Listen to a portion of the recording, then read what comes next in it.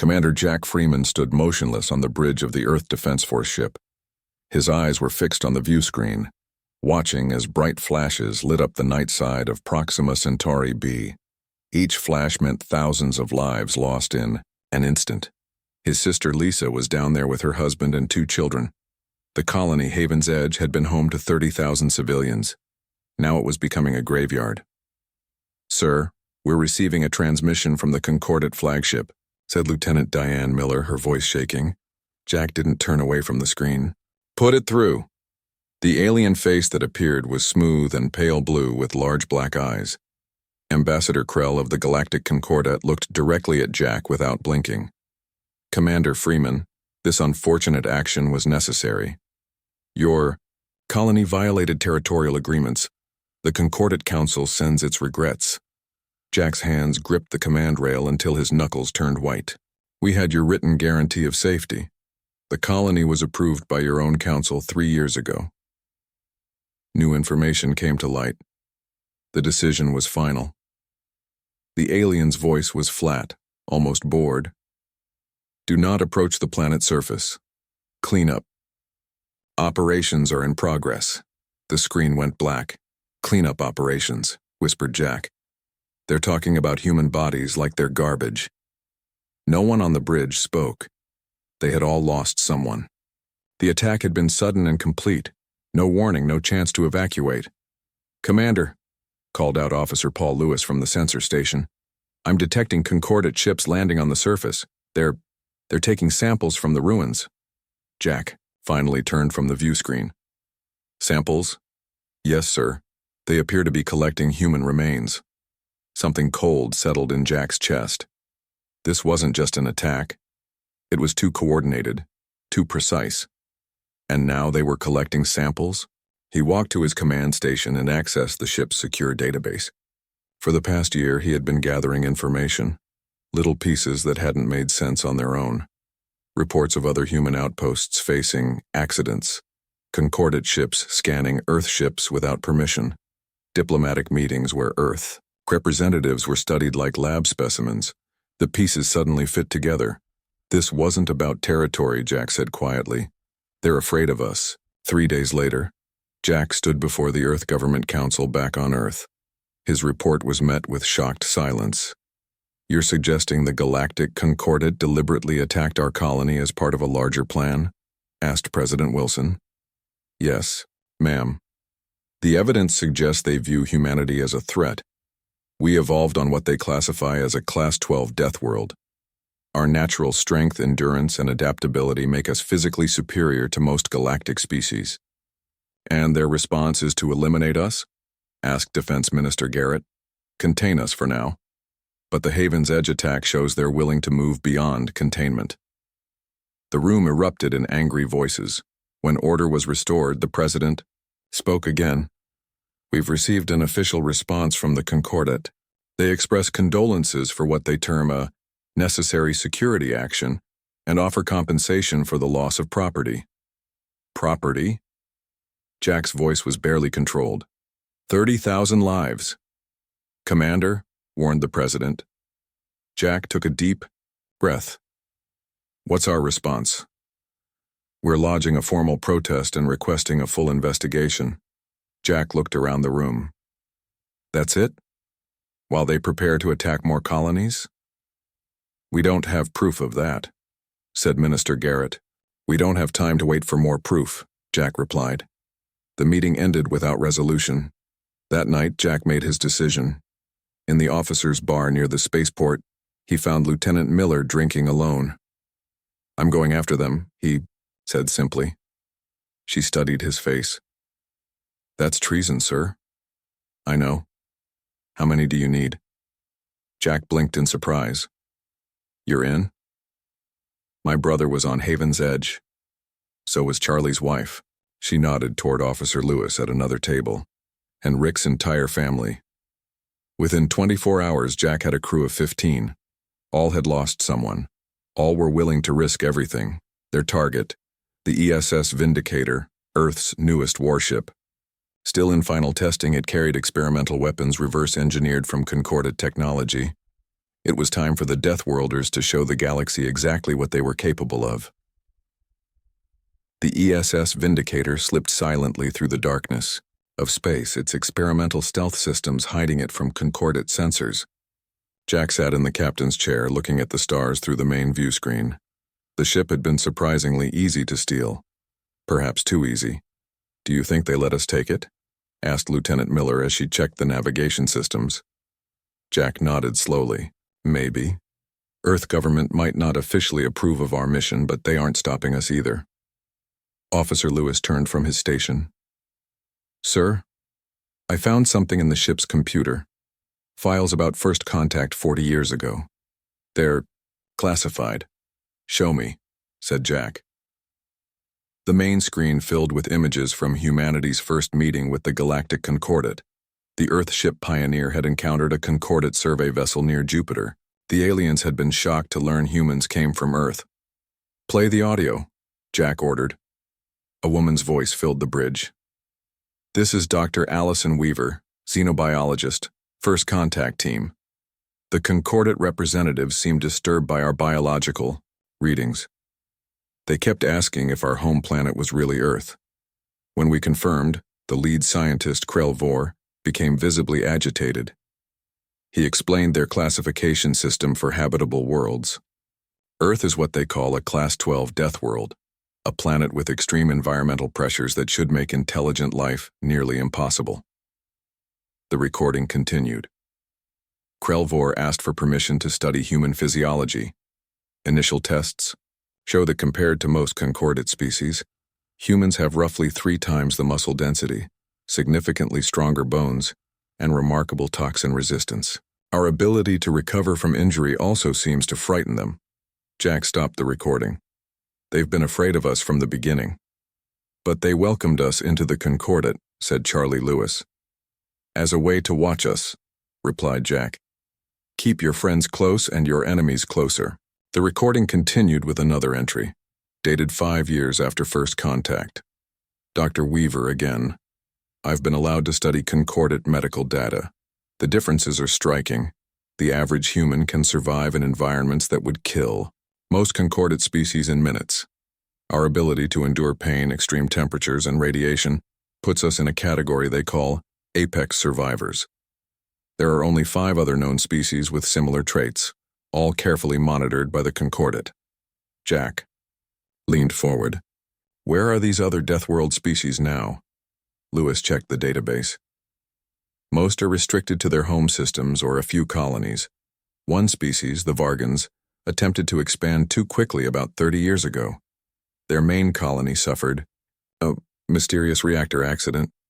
Just like Haven's Edge," whispered Diane Miller. "So they're eliminating any Deathworld species that grows too powerful," Jack said. "And now it's our turn." Rick Chen, their communications officer, looked up from his station. "Sir, I found something else.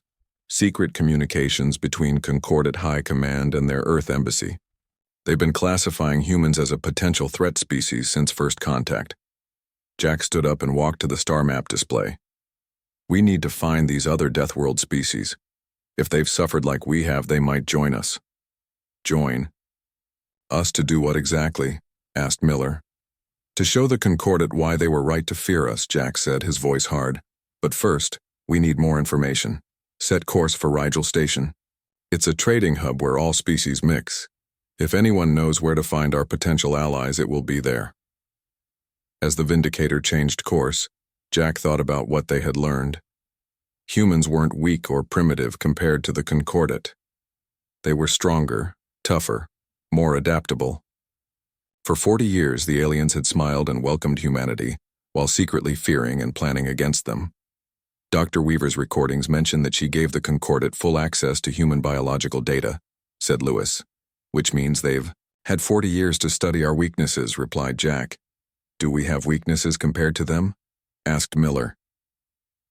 Jack looked at his small crew, each face showing the same determination he felt. "We're about to find out. But they have one weakness. We know for sure." "What's that?" asked Chen.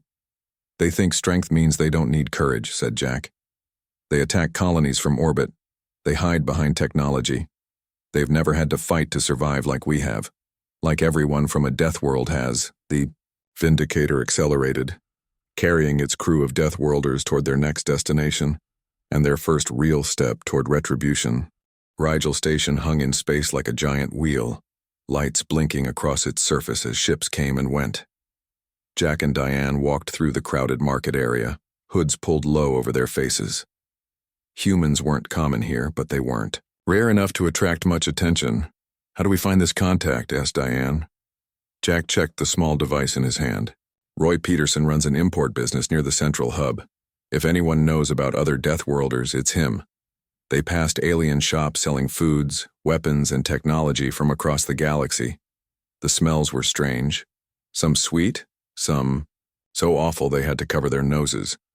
Different species pushed past them, some with too many limbs, others floating rather than walking.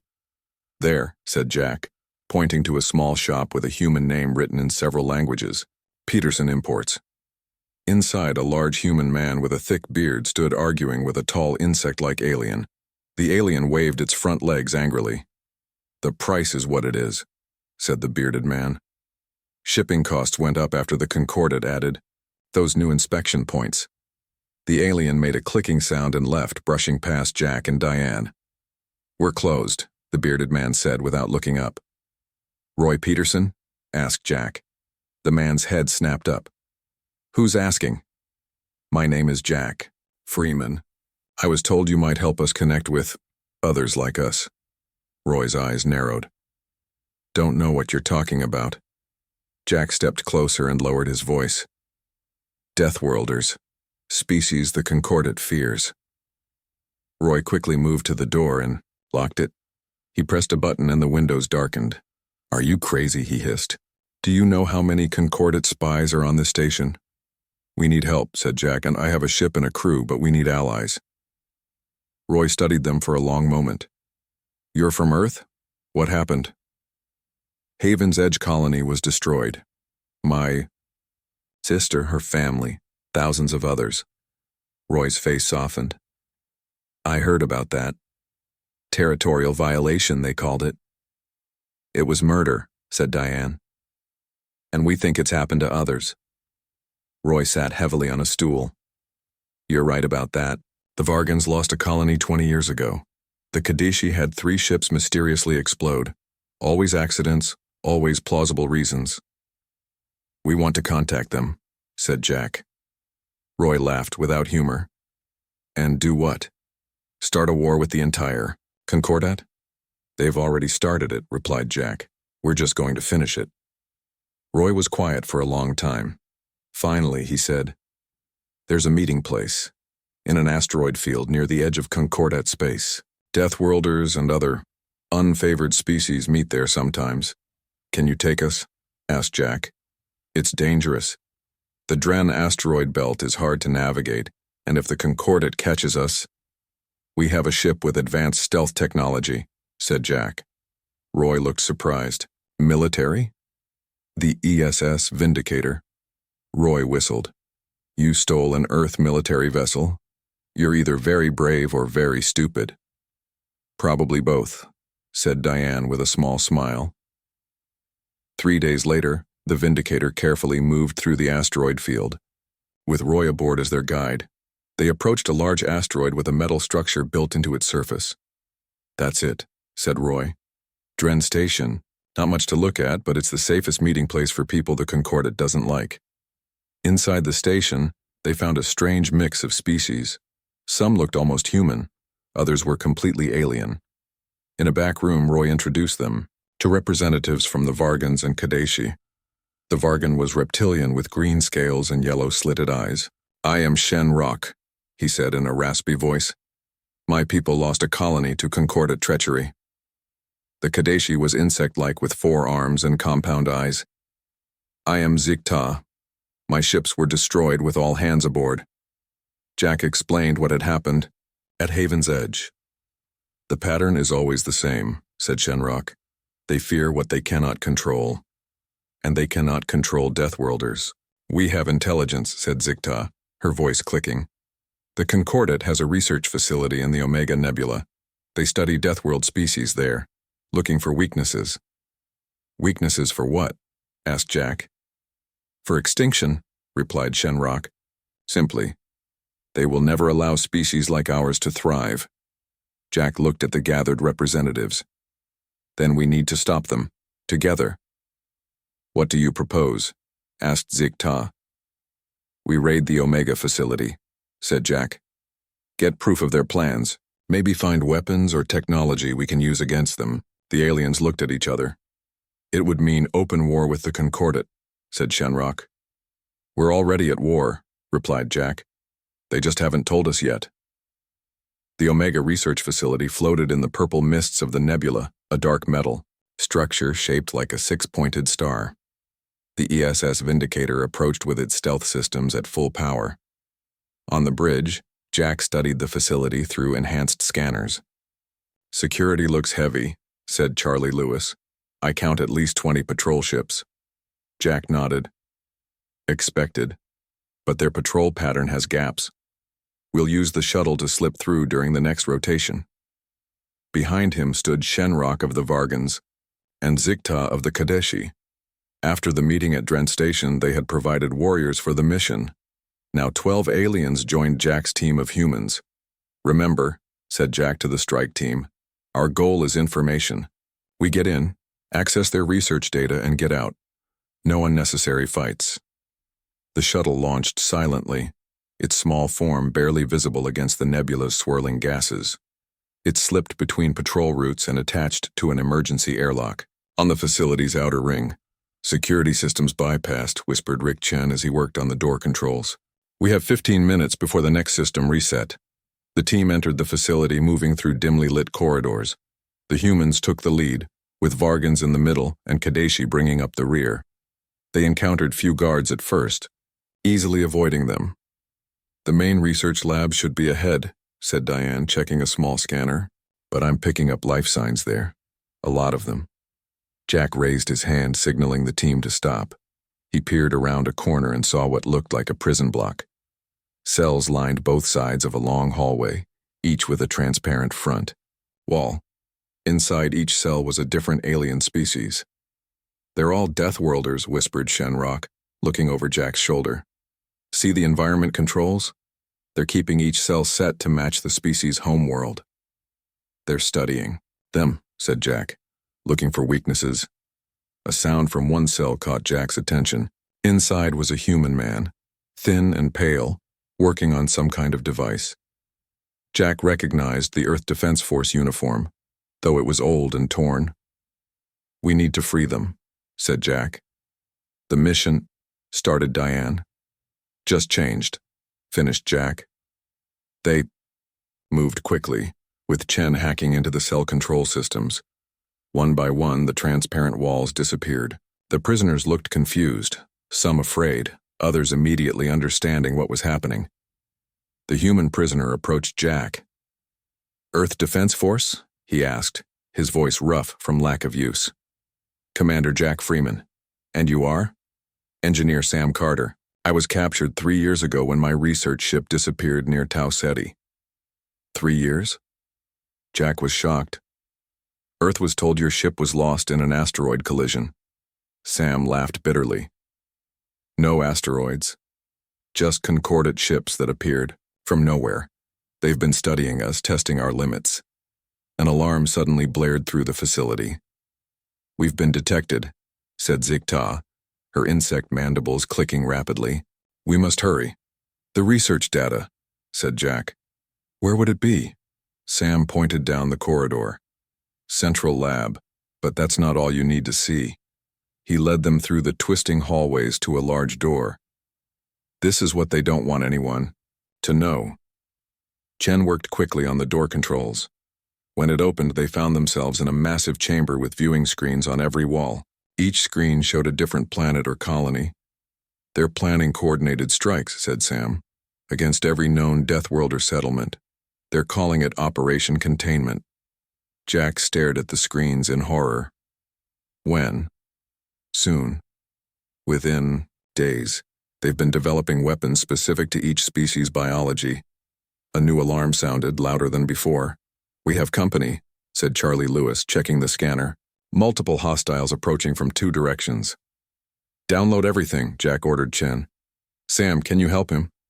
Sam nodded and moved to a terminal, his fingers flying over the controls. The first attackers appeared at the far end of the corridor. They were Concordat enforcers, elite soldiers in powered armor. Jack and his team took cover as energy weapons fired down the hallway. Protect the engineers, shouted Jack as he returned fire. The battle was fierce, but short. The Deathworlders fought with a ferocity that seemed to surprise the enforcers.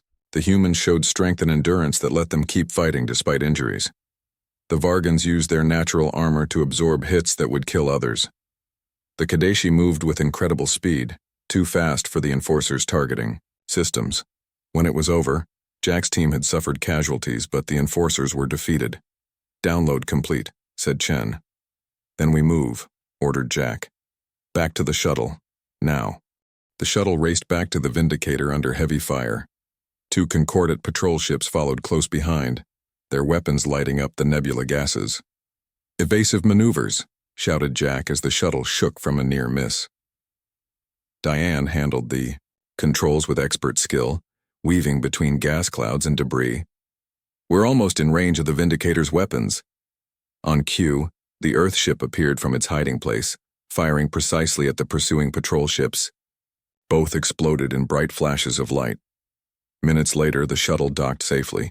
Jack helped the wounded to the medical bay while Sam Carter and Rick Chen began examining the stolen data. The Vindicator took some damage, reported Charlie Lewis. Engine 3 is offline. We need repairs before we can make any long jumps.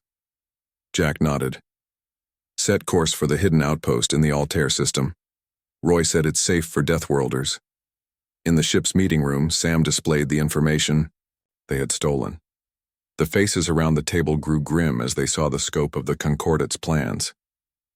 They've been studying us for years, said Sam, testing our limits, finding our weaknesses. On the screen appeared images of humans, Vargans, and Kadeshi being subjected to various tests.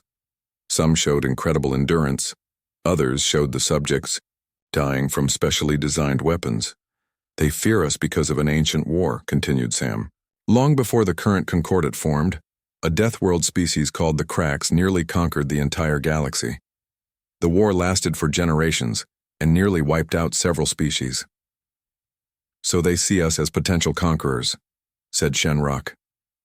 Even though none of our species have shown any interest in galactic domination. Fear isn't rational, said Jack. What about this Operation Containment?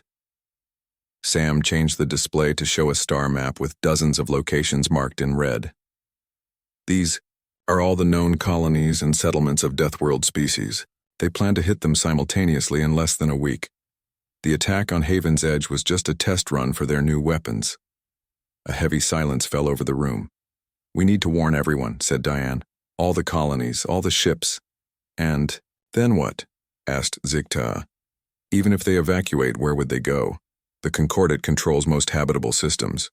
Jack stood up and walked to the star map. We fight back, not just run and hide. With what? Asked Charlie. We have one ship. We have the truth, said Jack. Sam, can we broadcast this information throughout Concordat space? Sam thought for a moment. Yes, if we can access one of their main communication hubs, but getting in would be nearly impossible. What about neutral species? Asked Diane. Some of them must trade with Deathworlders.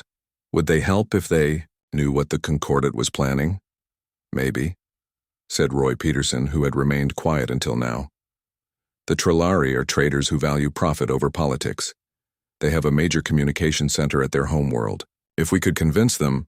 The ship suddenly shook violently. Warning alarms blared. We're under attack, shouted Charlie through the intercom. Concordat warship just appeared from behind the nebula cloud. Jack ran for the bridge, the others, close behind. On the view screen, a massive warship approached, at least 3 times the size of the Vindicator. How did they find us so fast? Asked Diane.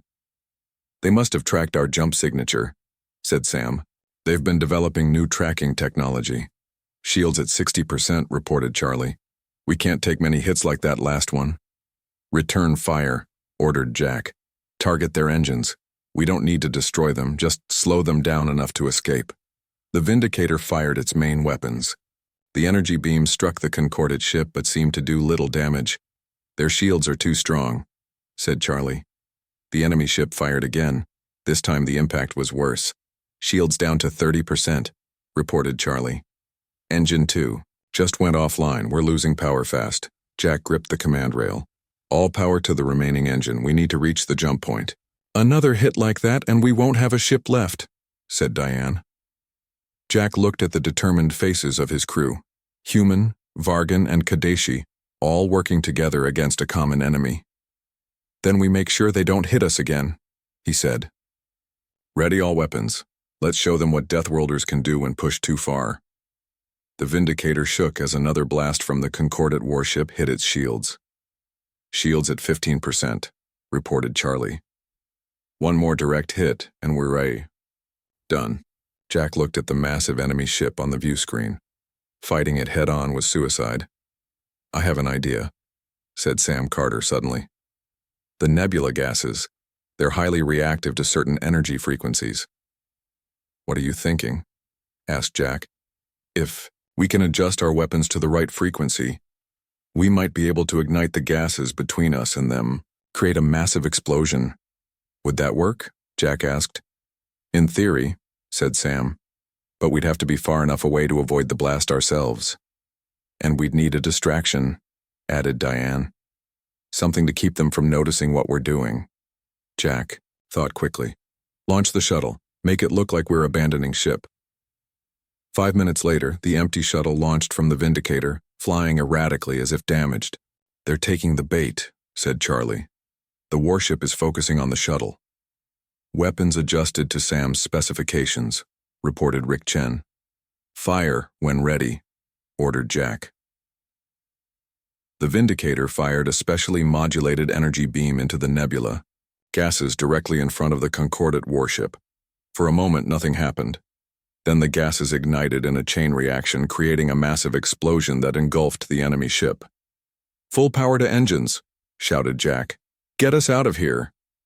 The Vindicator turned and accelerated away as the explosion expanded behind them. The ship shuddered from the shockwave but kept moving. When they were clear, Jack asked, Status of the Concordate ship?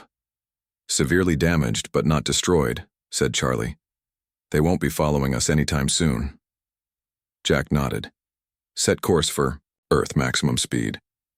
Earth? Asked Diane, surprised. Why not the Trilari Communication Center? Because Sam just reminded me of something, said Jack. Something called the Phoenix Protocol. Sam looked up sharply. You know about that? Only rumors, replied Jack. A contingency plan in case Earth ever faced an overwhelming alien threat. What do you know about it? Sam glanced around the bridge. It's real. I helped design part of it before I was captured. It's a series of hidden weapons platforms and defense systems spread throughout human space, designed to activate all at once in case of invasion. Why haven't they been activated yet? Asked Shenrock. It requires direct authorization from 3 separate command centers on Earth, explained Sam. The government would need absolute proof of hostile intent before triggering it, which we now have, said Jack, pointing to the data they had stolen.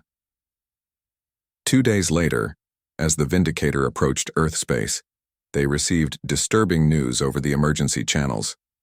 The Concordate had launched what they called a preventative security action against Earth's orbital defenses. Millions had died in the first wave. We're too late, whispered Diane. No, said Jack firmly. This is exactly why we need to get to Earth now. The Phoenix Protocol is designed for this exact scenario. But how do we get past the Concordate fleet? Asked Charlie. They must have dozens of ships around Earth by now. We don't fight our way through, said Jack. We sneak in. He outlined his plan. They would use the Vindicator's stealth systems to approach Earth from an unexpected vector, coming in through the debris field left by the destroyed orbital platforms. Meanwhile, a team would take the repaired shuttle to the surface. I'll lead the shuttle team, said Jack. Sam, you know the most about the Phoenix Protocol, so you're with me. Diane, you too. Charlie, you'll command the Vindicator. And once We're on Earth? Asked Diane. We need to reach 3 locations, explained Sam. The Defense Ministry in Washington, the Space Command Center in Colorado, and the Deep Space Monitoring Station in Australia. All 3 need to be activated within 1 hour of each other.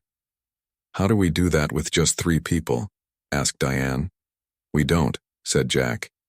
We contact the Resistance. What Resistance? Asked Shenrock. Earth wouldn't surrender without a fight, said Jack. There will be military and civilian groups still resisting the invasion. We find them and work together. Sam nodded slowly. If we can activate the Phoenix Protocol, it would change everything. The Concordat thinks they're dealing with a scattered, disorganized species. They have no idea what humanity prepared for this day. And they're about to learn why you don't corner Deathworlders, said Jack, his eyes hard with determination. Earth looked different from space. Fires burned across North America and Asia.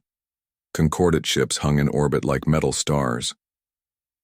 Approaching debris field, said Diane as she piloted the shuttle. Stealth systems at maximum. Jack, Sam, and Diane wore Earth Defense Force combat suits. Their shuttle slipped silently through the broken pieces of Earth's once proud orbital stations. A lot of good people died up here, said Jack quietly. And they'll have died for nothing if we fail, replied Sam. They entered Earth's atmosphere, on the night side, away from Concordat landing zones. The shuttle touched down in a forest outside Washington, D.C. Signals coming through, said Diane, checking a small device. Resistance fighters should meet us 2 miles east.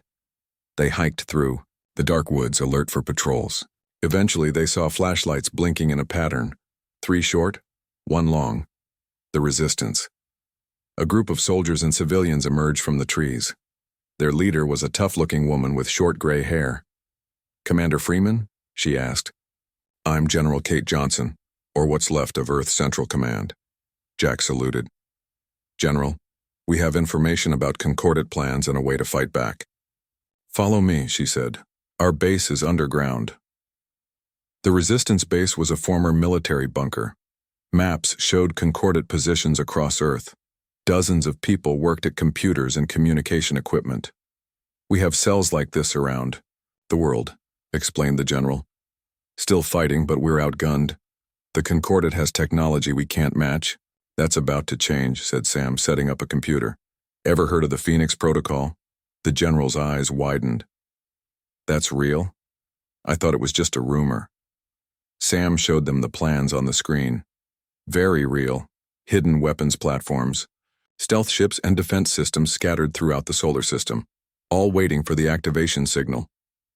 Why hasn't it been activated already? Asked the general. It needs authorization from 3 separate command centers, explained Jack. All 3 were targeted in the first wave of the Concordat attack. So what's the plan? Asked the general. We split up, said Jack. Sam will go to Colorado with your best team. Diane will head to Australia. I'll stay here in Washington.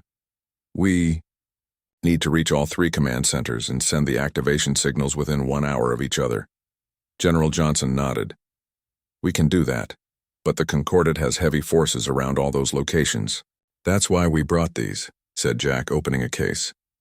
Inside were small devices with alien writing.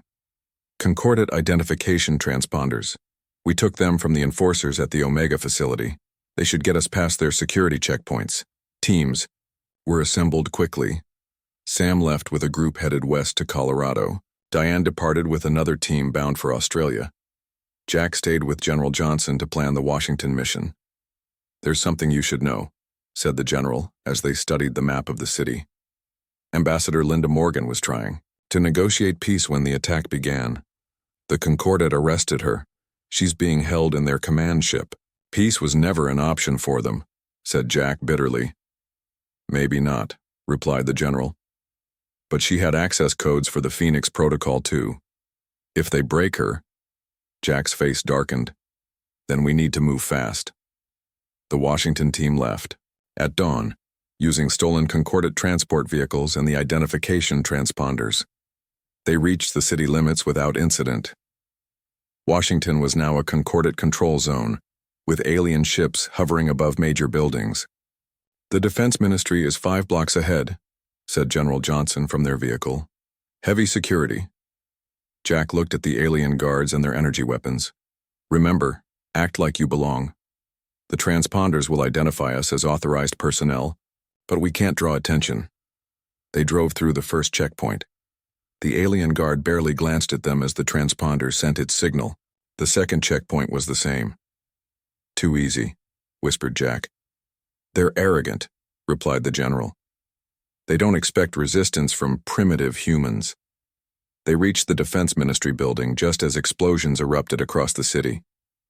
The resistance had launched coordinated attacks as a distraction. That's our cue, said Jack. Let's move. They rushed into the building, heading for the underground command center where the Phoenix Protocol Activation Terminal was located. Jack thought of Sam and Diane, hoping they were having the same success at their locations. The future of Earth and all Deathworlders depended on what happened in the next hour. Jack and General Johnson fought their way through the lower levels of the Defense Ministry. The distraction had pulled away most guards, but not all. The command center is just ahead, said the general as they took cover behind a fallen column. Jack checked his weapon. How much time until Sam and Diane should reach their locations? Colorado team should be in position now. Australia team in 15 minutes.